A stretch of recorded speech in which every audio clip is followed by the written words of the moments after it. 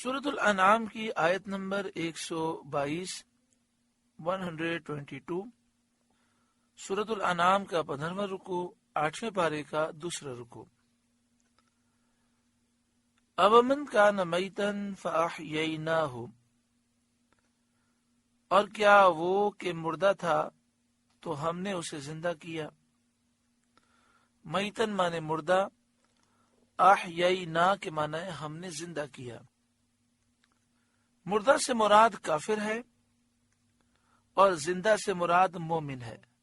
سبحان اللہ، مومن زندہ ہے، کافر مردہ ہے۔ مردہ اور زندہ دونوں برابر نہیں ہو سکتے، لہذا مومن اور کافر برابر نہیں ہو سکتے، کیونکہ کفر دلوں کے لیے موت ہے اور ایمان دلوں کے لیے حیات زندگی ہے۔ وَجَعَلْنَا لَهُ نُورًا، اور اس کے لیے ایک نور کر دیا۔ نور سے مراد ایمان ہے، جس کی وجہ سے انسان کفر کے اندھیروں سے نجات پاتا ہے، اور نور سے مراد قرآن مجید فرقان حمید بھی ہے۔ تو اللہ تعالی نے کافر کو مومن بنایا، مردہ کو زندہ کیا، اسے ایمان کا نور دیا اور اسے کتاب عطا فرمائی، قرآن کا نور دیا۔ اب وہ ایمان کے نور کو لے کر اور قرآن پاک کی روشنی لے کر لوگوں میں چلتا ہے۔ یمشی بہ فی الناس، جس سے لوگوں میں چلتا ہے۔ یمشی چلتا ہے، بہ جس سے، فی الناس لوگوں میں۔ اب وہ جب لوگوں میں چلتا ہے تو قرآن کا نور اس کے ساتھ ہوتا ہے، ایمان کا نور اس کے ساتھ ہوتا ہے، اس کی گفتگو میں وہ نور ہوتا ہے، اس کی سوچ میں وہ نور ہوتا ہے، اس کے افعال میں وہ نور ہوتا ہے، اور وہ بینائی حاصل کر چکا ہے، اس کی آنکھیں روشن ہو چکی ہیں۔ حق کی راہ کون سی ہے، باطل کی راہ کون سی ہے، وہ امتیاز کر سکتا ہے۔ کمم مثلہ فی الظلمات، وہ اس جیسا ہو جائے گا جو اندھیریوں میں ہے۔ ظلمات مانے اندھیریا، یعنی جو کفر میں ہے، جہالت میں ہے، جس کا باطن تاریک ہے، باطن میں خباثتیں ہیں۔ کیا وہ شخص اور جو مومن ہے یہ دونوں برابر ہو سکتے ہیں؟ یہ ایک مثال ہے جس میں مومن اور کافر کا حال بیان فرمایا گیا ہے کہ ہدایت پانے والا مومن اس مردہ کی طرح ہے جس نے زندگانی پائی اور اس کو نور ملا، جس سے وہ مقصود کی راہ پاتا ہے۔ اس نور کے ذریعے وہ منزل پر پہنچ جاتا ہے۔ اور کافر اس کی مثل ہے جو طرح طرح کی اندھیریوں میں گرفتار ہے، ہر طرف اندھیرا ہی اندھیرا ہے، اور ان سے وہ نکل نہ سکے، ہمیشہ حیرت میں مبتلا رہے، اندھیروں میں رہے۔ یہ دونوں مثالیں ہر مومن اور کافر کے لیے عام ہیں، یعنی ہر مومن زندہ ہے، ہر کافر مردہ ہے۔ گو کہ اس آیت کریمہ کا شان نزول خاص ہے۔ حضرت عبداللہ بن عباس رضی اللہ تعالی عنہما فرماتے ہیں کہ اس کا شان نزول یہ ہے کہ ابو جہل نے ایک دن سید عالم صلی اللہ علیہ وآلہ وسلم پر کوئی ناپاک چیز پھینکی تھی، اور ایک روایت میں یہ ہے کہ آپ پر اس نے پتھراؤ کیا جس سے آپ کو چوٹ آئی۔ نبی اکرم صلی اللہ علیہ وآلہ وسلم صفا کی پہاڑی کے قریب سے گزر رہے تھے۔ آپ کو اکیلا دیکھ کر ابو جہل نے پہلے گستاخی کی تو آپ نے کوئی جواب نہ دیا، اس سے اسے اور جلن ہوئی اور وہ بہت زیادہ ذلیل ہوا کہ نبی اکرم صلی اللہ علیہ وآلہ وسلم میری بات کو کوئی اہمیت نہیں دیتے، تو اس نے آپ پر کوئی ناپاک چیز پھینکی، بعض روایت میں کہ پتھر مارا۔ نبی اکرم صلی اللہ علیہ وآلہ وسلم نے پھر بھی کوئی جواب نہ دیا اور تشریف لے گئے۔ سید الشہداء حضرت حمزہ رضی اللہ تعالیٰ عنہ، آپ نبی اکرم صلی اللہ علیہ وآلہ وسلم کی چچا ہیں۔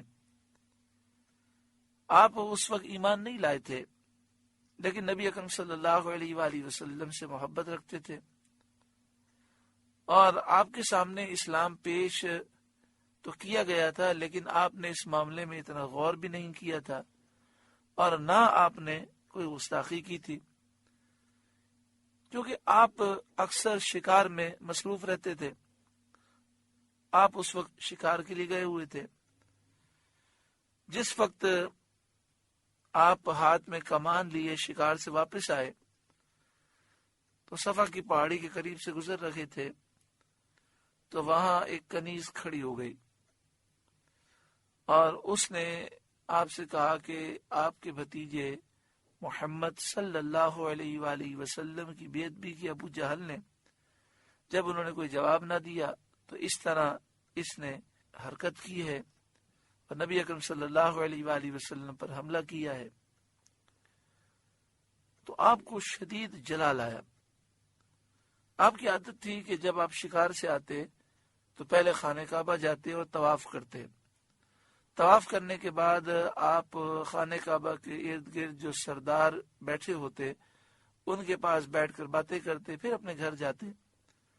تو اس وقت آپ کو اتنا جلال آیا کہ نہ آپ نے خانہ کعبہ کا طواف کیا، نہ یہ معاملات کیے، بلکہ سیدھا ابو جہل کے پاس گئے۔ یہ خانہ کعبہ کے سامنے بیٹھا ہوا تھا اور اپنے ساتھیوں کو فخریہ انداز میں سنا رہا تھا کہ میں نے نبی اکرم صلی اللہ علیہ وآلہ وسلم کی اس طرح بے ادبی کی۔ آپ نے جیسے ہی ابو جہل کو دیکھا، آپ نے کمان سے اس کے سر پر حملہ کیا اور کئی جگہوں سے اس کا سر پھاڑ دیا، خون بہنے لگا۔ تو سارے کافر کھڑے ہو گئے، آپ کو مارنے لگے، تو آپ اکیلے سب سے لڑنے لگے۔ تو ابو جہل نے کہا کہ تم اس سے مقابلہ کرنے کی طاقت نہیں رکھتے، چھوڑ دو۔ بات یہ ہے کہ ان کو غصہ اس لیے آ رہا ہے کہ میں نے ان کے بھتیجے کی بے ادبی کی ہے۔ پھر ابو جہل عاجزی اور خوشامد کرنے لگا اور سید الشہداء سے کہنے لگا، اے ابو یعلا، سید الشہداء کی کنیت ہے ابو یعلا، کہنے لگا اے ابو یعلا، کیا آپ نے نہیں دیکھا کہ محمد مصطفیٰ صلی اللہ علیہ وآلہ وسلم کیسا دین لائے؟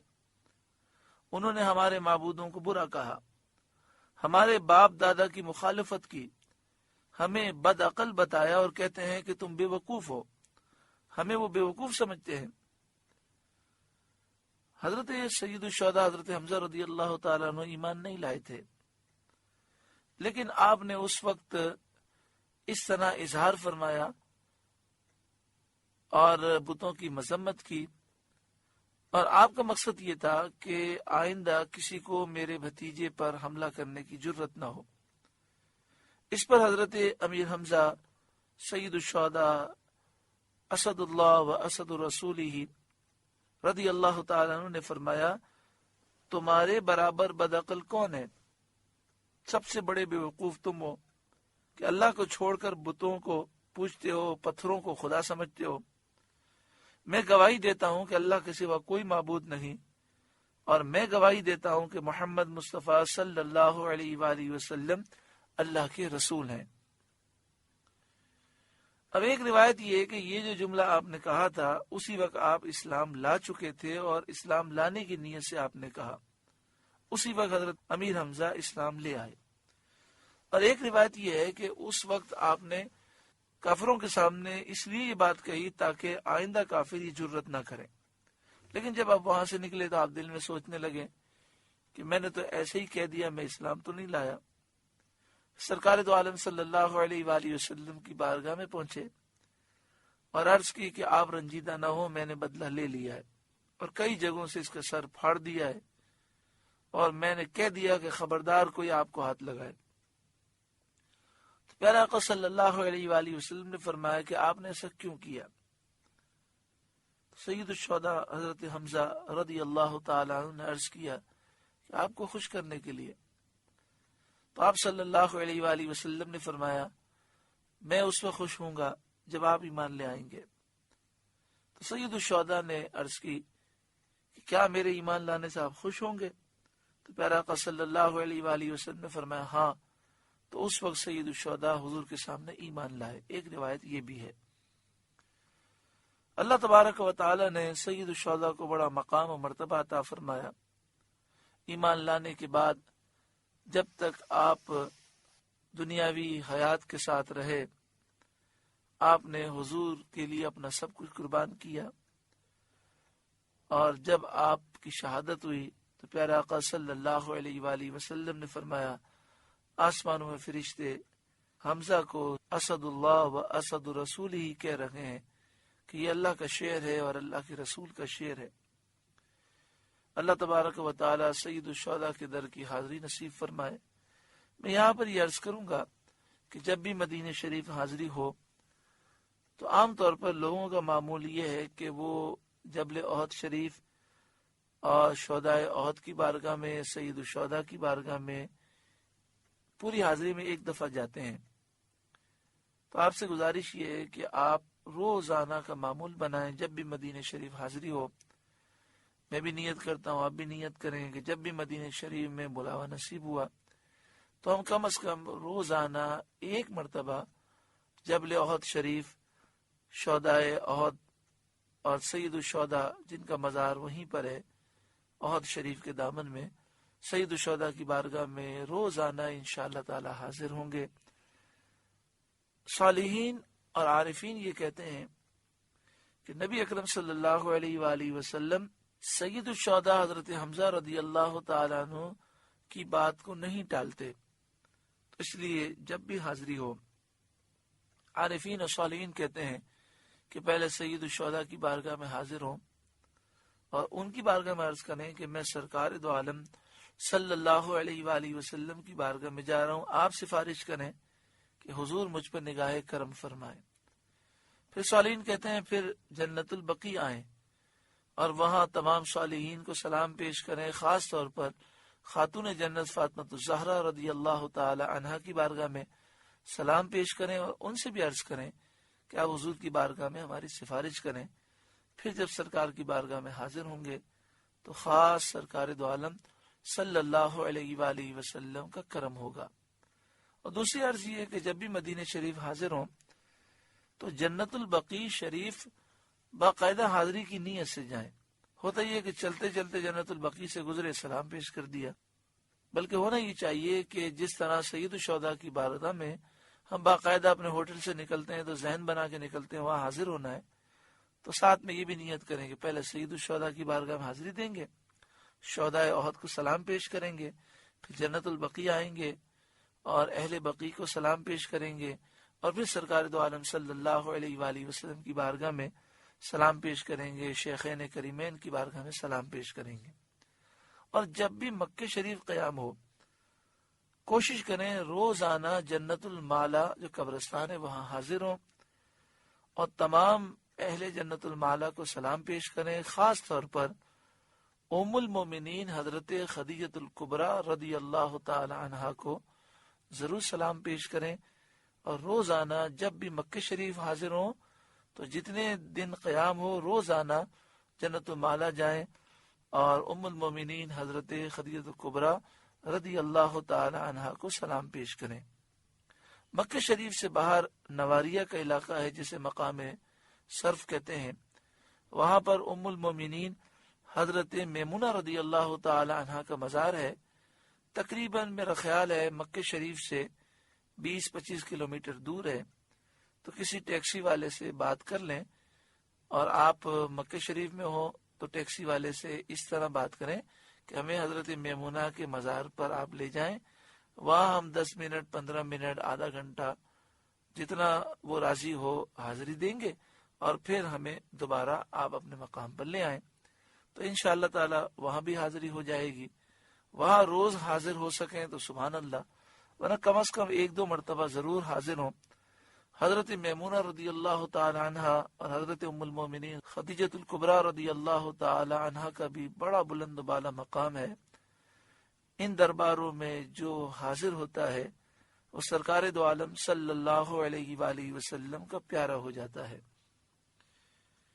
تو جب سید الشہداء حضرت حمزہ رضی اللہ تعالی عنہ ایمان لائے، اس پر یہ آیت کریمہ نازل ہوئی، تو حضرت امیر حمزہ کا حال اس کے مشابہ ہے جو مردہ تھا، ایمان نہ رکھتا تھا، اللہ تعالیٰ نے اس کو زندہ کیا اور نور باطن عطا فرمایا، اور ابو جہل کی حیثیت یہی ہے کہ وہ کفر میں اور جہالت کے اندھیروں میں گرفتار رہا۔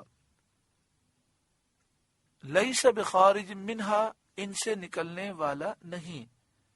کذالک زین للکافرین ما کانوا یعملون، یوں ہی کافروں کی آنکھ میں ان کے اعمال بھلے کر دیے گئے ہیں، یعنی کافر اتنے اندھے ہو گئے کہ برے کاموں کو اچھا سمجھ رہے ہیں۔ وَكَذَلِكَ، اور اسی طرح، جَعَلْنَا فِي كُلِّ قَرْيَةٍ أَكَابِرَ مُجْرِمِيهَا، ہم نے ہر بستی میں اس کے مجرموں کے سردار کیے، لِيَمْكُرُوا فِيهَا، کہ اس میں مکر و فریب کریں، وَمَا يَمْكُرُونَ إِلَّا بِأَنفُسِهِمْ، وہ مکر و فریب خود اپنی جانوں کے ساتھ کر رہے ہیں، یعنی خود وہ اپنا نقصان کر رہے ہیں، طرح طرح کے ہیلے کرتے ہیں، فریب کرتے ہیں اور مکاریاں کرتے ہیں، اس سے لوگوں کو بہکانے کی کوشش کرتے ہیں اور باطل کو عام کرنے کی کوشش کرتے ہیں۔ یہ خود اپنا نقصان کر رہے ہیں، اس کا وبال انہی پر پڑتا ہے۔ وما یشعرون، اور انہیں شعور نہیں۔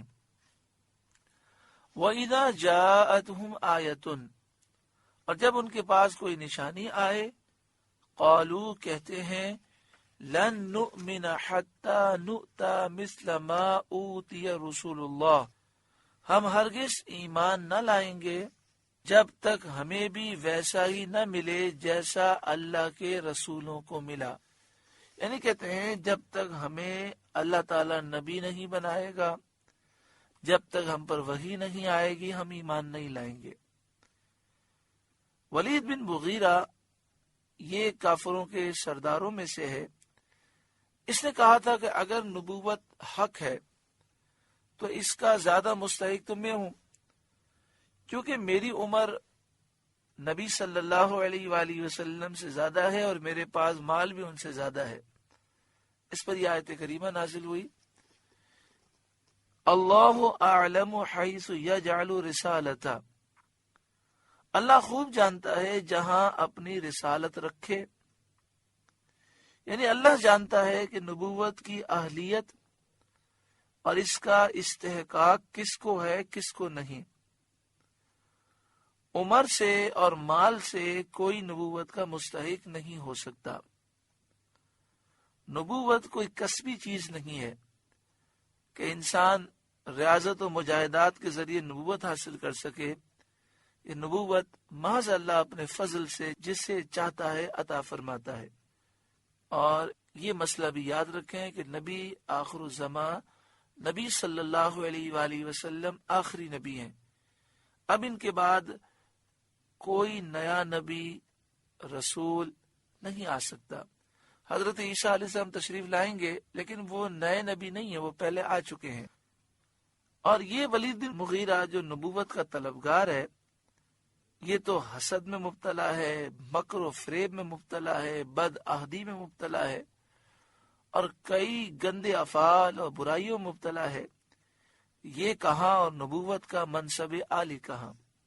سَيُصِيبُ الَّذِينَ أَجْرَمُوا صَغَارٌ عِندَ اللَّهِ، ان قریب مجرموں کو اللہ کے ہاں ذلت پہنچے گی، وَعَذَابٌ شَدِيدٌ، اور سخت عذاب، بِمَا كَانُوا يَمْكُرُونَ، بدلہ ان کے مکر کا۔ یہ جو مکر و فریب کرتے ہیں اس کا انہیں بدلہ ملے گا۔ فَمَن يُرِدِ اللَّهُ أَن يَهْدِيَهُ يَشْرَحْ صَدْرَهُ لِلْإِسْلَامِ، اور جسے اللہ راہ دکھانا چاہے اس کا سینہ اسلام کے لیے کھول دیتا ہے، اس کو ایمان کی توفیق دیتا ہے اور اس کے دل میں روشنی پیدا کرتا ہے۔ جس کا سینہ اسلام کے لیے کھل جاتا ہے اس کے لیے اسلام پر چلنا آسان ہوتا ہے، اسے گناہوں سے نفرت ہو جاتی ہے، آخرت کی طرف وہ مائل ہوتا ہے، دنیا سے بے رغبت ہوتا ہے، موت کی یاد اور موت کی تیاری کرتا ہے۔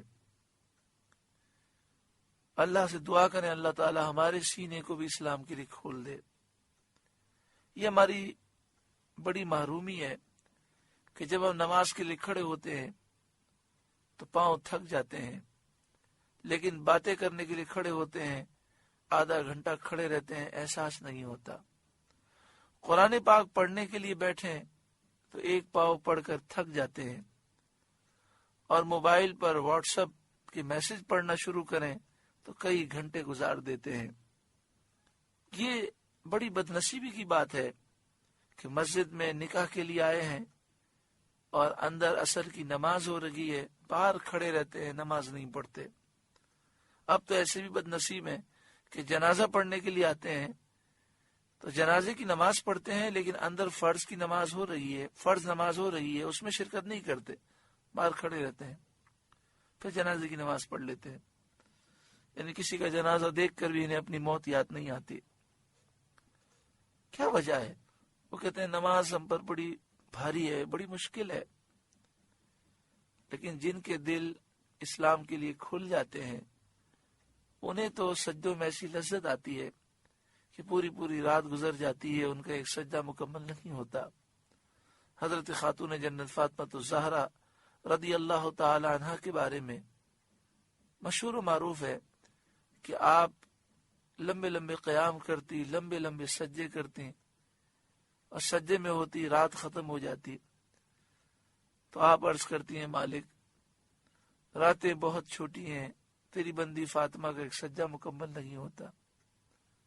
نبی اکرم صلی اللہ علیہ وآلہ وسلم اتنا لمبا قیام فرماتے کہ پاؤں مبارک پر ورم آ جاتا۔ اللہ تبارک و تعالی ہمیں بھی عبادتوں کی لذتیں عطا فرمائے اور گناہوں سے نفرت عطا فرمائے۔ دعا فرمائے اللہ تعالی ہمارے سینے کو اسلام کے لیے کھول دے۔ وَمَن يُرِدْ أَن يُضِلَّهُ يَجْعَلْ صَدْرَهُ ضَيِّقًا حَرَجًا، اور جسے گمراہ کرنا چاہے اس کا سینہ تنگ خوب رکا ہوا کر دیتا ہے۔ سینہ اتنا تنگ ہو جاتا ہے کہ نہ توحید کے دلائل اس میں آتے ہیں، نہ ایمان کے دلائل، نہ علم آتا ہے۔ اس کی ایسی حالت ہوتی ہے کہ جب اس کو ایمان کی دعوت دی جاتی ہے اور اسلام کی طرف بلایا جاتا ہے تو وہ اس پر نہایت شاق ہوتا ہے۔ کأنما یصعد فی السماء، گویا کسی کی زبردستی سے آسمان پر چڑھ رہا ہے۔ اس کو بہت دشوار معلوم ہوتا ہے۔ اسلام لانا اور اسلام پر عمل کرنا بڑا دشوار محسوس ہوتا ہے کہ جیسے کوئی زبردستی کرے کہ آسمان پہ چڑھو تو سوچ کر ہی انسان کا سانس پھولنے لگے، تو ایسے ہی وہ اسلام کو سوچ کر گھبرا جاتے ہیں۔ یہاں بات تو کافروں کی ہے، لیکن ہم مسلمان ہونے کی حیثیت سے سوچیں کیوں دین پر عمل کرتے ہوئے ہمیں پریشانی محسوس ہوتی ہے، گھبراہٹ ہوتی ہے، اور گناہ کرتے ہوئے ہمیں لذتیں محسوس ہوتی ہیں۔ اس کا مطلب یہ ہوا کہ ہمارا دل ابھی گناہوں سے کالا ہے۔ اللہ تعالیٰ اس دل کی کالک کو دور فرمائے۔ کذالک یجعل اللہ الرجس علی الذین لا یؤمنون، اللہ یوں ہی عذاب ڈالتا ہے ایمان نہ لانے والوں کو، یعنی جو لوگ ایمان نہیں لاتے ان پر اللہ تعالیٰ کا عذاب اسی طرح آتا ہے۔ آخرت کا جو عذاب ہے وہ تو ہے، دنیا میں یہ بھی عذاب ہے کہ وہ دین سے دور، بہت دور کر دیے جاتے ہیں۔ تو جو اللہ کے دین کے قریب ہو جائے اور جسے عبادتوں میں لذتیں ملیں، یہ اللہ کی بہت بڑی رحمت ہے۔ وَهَذَا صِرَاطُ رَبِّكَ مُسْتَقِيمًا، اور یہ دین اسلام تمہارے رب کی سیدھی راہ ہے۔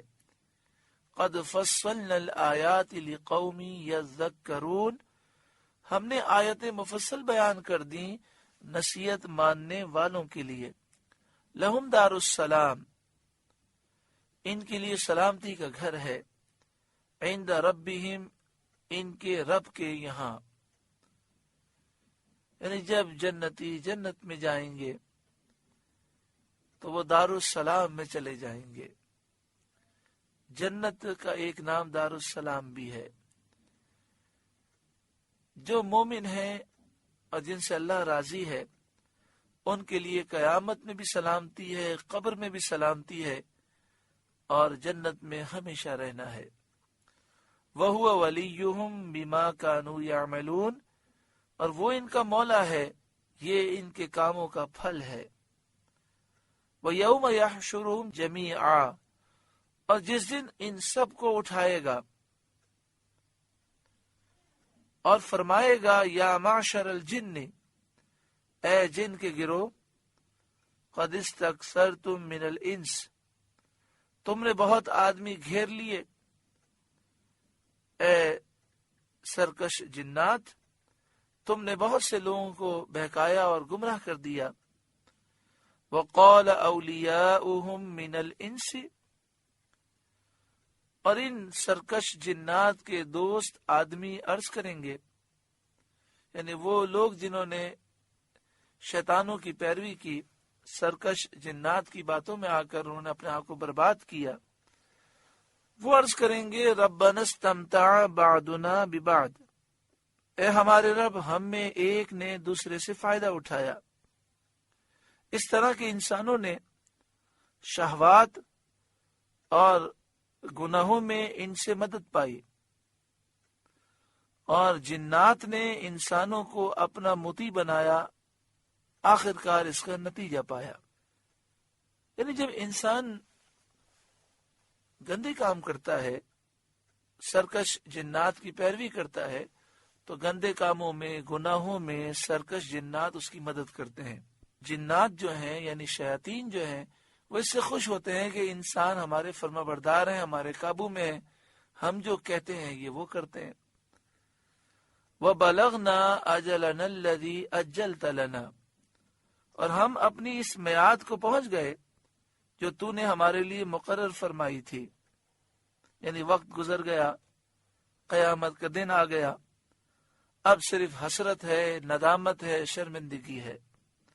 قال النار مسواکم، اللہ فرمائے گا آگ تمہارا ٹھکانہ ہے، خالدین فیہا، ہمیشہ اس میں رہو، الا ما شاء اللہ، مگر جسے اللہ چاہے۔ حضرت عبداللہ بن عباس رضی اللہ تعالی عنہما نے فرمایا کہ اس سے مراد وہ لوگ ہیں جن کی نسبت علم الہی میں ہے کہ وہ اسلام لائیں گے اور نبی کریم صلی اللہ علیہ وآلہ وسلم کی تصدیق کریں گے اور جہنم سے نکالے جائیں گے۔ یعنی شیطانوں کی پیروی کرنے والے دو قسم کے لوگ ہیں، ایک تو وہ ہے جن کا خاتمہ کفر پر ہوا تو وہ ہمیشہ جہنم میں رہیں گے، ایک وہ ہیں جن کا خاتمہ تو ایمان پر ہوا لیکن شیطانوں کی پیروی کی اور خوب گناہ کیے، تو پھر وہ جہنم میں جب جائیں گے تو اپنی سزا پا کر اللہ تعالیٰ کی رحمت سے، اس کے محبوب صلی اللہ علیہ وآلہ وسلم کی شفاعت کے صدقے میں ان کی سزا میں بھی تخفیف ہوگی اور انہیں جہنم سے نکال کر جنت میں داخل کیا جائے گا۔ ایسا بھی ہوگا کہ بہت سے لوگ ہوں گے جو بہت گناہگار ہوں گے، لیکن اللہ تعالیٰ حضور کی شفاعت کے صدقے میں کرم فرمائے گا اور جہنم میں انہیں نہیں داخل کیا جائے گا، وہ بلا حساب و کتاب جنت میں چلے جائیں گے۔ اور ایسا بھی ہوگا کہ بہت سے مسلمان گناہوں کی وجہ سے جہنم میں جائیں گے، سزا تو ان کی بہت زیادہ ہوگی لیکن حضور کی شفاعت کے صدقے میں اللہ تعالیٰ رحمت فرمائے گا اور سزا میں تخفیف ہوگی، اور پھر وہ کچھ سزا پا کر جہنم سے جنت میں جائیں گے۔ ان ربک حکیم علیم، اے محبوب بے شک تمہارا رب حکمت والا، علم والا ہے۔ وَكَذَلِكَ نُوَلِّي بَعْضَ الظَّالِمِينَ بَعْضًا بِمَا كَانُوا يَكْسِبُونَ، اور یوں ہی ہم ظالموں میں ایک کو دوسرے پر مسلط کرتے ہیں بدلہ ان کے کیے کا۔ وَكَذَلِكَ، اور اسی طرح، نُوَلِّي بَعْضَ الظَّالِمِينَ بَعْضًا، یوں ہی ہم ظالموں میں ایک کو دوسرے پر مسلط کرتے ہیں۔ ایک ظالم پر دوسرا ظالم مسلط ہوتا ہے، بما کانوا یکسبون، ان کے کیے کا بدلہ، ان کے گناہوں کی وجہ سے۔ حضرت عبداللہ بن عباس رضی اللہ تعالی عنہما نے فرمایا، اللہ تعالیٰ جب کسی قوم کی بھلائی چاہتا ہے تو اچھوں کو ان پر مسلط کرتا ہے، برائی چاہتا ہے تو بروں کو۔ اس سے یہ نتیجہ نکلا، جو قوم ظالم ہوتی ہے اس پر ظالم بادشاہ مسلط کیا جاتا ہے، تو جو اس ظالم کے پنجے ظلم سے رہائی چاہیں انہیں چاہیے کہ ظلم چھوڑ دیں۔ اب ظلم ایک تو یہ ہوتا ہے کہ جس طرح ہمارے یہاں ظلم پایا جاتا ہے کہ ایک طاقتور ہے تو کمزور پہ ظلم کرتا ہے، مزدوروں پہ ظلم کیا جاتا ہے، غریب لوگوں پہ ظلم کیا جاتا ہے۔ اسی طرح ہم خاندان میں دیکھتے ہیں کہ کبھی ساس جو ہے وہ بہو پہ ظلم کرتی ہے، اور کبھی بہو کا معاملہ ایسا عجیب ہوتا ہے، رشتہ داروں میں ایک دوسرے پہ ظلم کیا جاتا ہے، یہ بھی ایک ظلم ہے۔ اور ظلم یہ بھی ہوتا ہے کہ اللہ کی نافرمانی، گناہ، تو گناہ کرنا بھی ظلم ہے، اپنی جان پہ ظلم کرنا ہے۔ اس سے معلوم ہوا کہ جب ہم گناہ کریں گے، دین سے دور ہوں گے، تو ہم پر ظالم لوگ مسلط ہو جائیں گے۔ آج مسلمانوں کی حالت آپ دیکھیں، پوری دنیا میں مسلمان پریشان ہیں اور ظالم مسلط ہیں، کیونکہ بے حیائی، فحاشی اور ریانی مسلمانوں میں بڑی تیزی سے عام ہو رہی ہے، نمازوں سے دوری ہے، گناہوں میں مبتلا ہیں۔ اگر ہم یہ چاہتے ہیں کہ یہ ساری آفتیں دور ہوں، سچی پکی توبہ کریں اور پاکیزہ زندگی گزاریں، اللہ تعالیٰ غیب سے مدد فرمائے گا۔ سورۃ الانعام کا 15واں رکوع مکمل ہوا۔